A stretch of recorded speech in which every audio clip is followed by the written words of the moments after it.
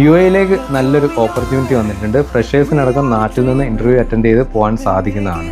UAE ഒരു semi government കമ്പനിയിലേക്കാണ് ഈ ഒരു റിക്രൂട്ട്മെൻറ്റ് നടക്കുന്നത്. ഈ വരുന്ന ജൂൺ 29 കോഴിക്കോട് വെച്ചിട്ടാണ് ഇൻ്റർവ്യൂ.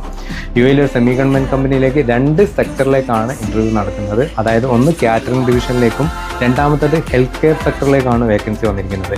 ഹെൽത്ത് കെയർ സെക്ടറിലേക്ക് വന്നിരിക്കുന്നത് ഹോസ്പിറ്റൽ അറ്റൻഡൻറ്റിൻ്റെ വേക്കൻസി വന്നിട്ടുണ്ട്. അത് ഫീമെയിൽസിന് മാത്രമാണ്. ഫ്രഷേഴ്സ് ആണെങ്കിൽ കുഴപ്പമൊന്നുമില്ല, ഇംഗ്ലീഷ് അത്യാവശ്യം കൈകാര്യം ചെയ്യുന്ന ആളായിരിക്കണം. അതുപോലെ തന്നെ വീൽ ചെയർ അസിസ്റ്റൻറ്റിൻ്റെ വേക്കൻസി വന്നിട്ടുണ്ട്. അത് മെയിൽസിനും ഫീമെയിൽസിനൊക്കെ പറ്റുന്നതാണ്. ഇനി കാറ്ററിംഗ് ഡിവിഷൻ ആണെങ്കിൽ അതിലേക്ക് ഒരുപാട് വേക്കൻസികൾ വന്നിട്ടുണ്ട്. Office boy, office girl, bus boy, bus girl, അതുപോലെ തന്നെ കമ്മി, അതുപോലെ തന്നെ നമുക്ക് ബാരിസ്റ്ററിൻ്റെ വേക്കൻസി ഒക്കെ വന്നിട്ടുണ്ട്. ബാരിസ്റ്റർക്ക് എക്സ്പീരിയൻസ് ചോദിക്കുന്നുണ്ട്.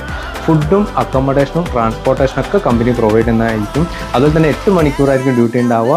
നമുക്ക് വീക്കിലി ഓഫ് ഉണ്ടാകുന്നതായിരിക്കും. അതിൽ കൂടുതൽ നമ്മൾ ഡ്യൂട്ടി എടുക്കുകയാണെങ്കിൽ ഓവർ ടൈമും കമ്പനി പ്രൊവൈഡ് ചെയ്യുന്നതായിരിക്കും. നല്ലൊരു ഓപ്പർച്യൂണിറ്റി തന്നെയാണ് വരുന്നത്.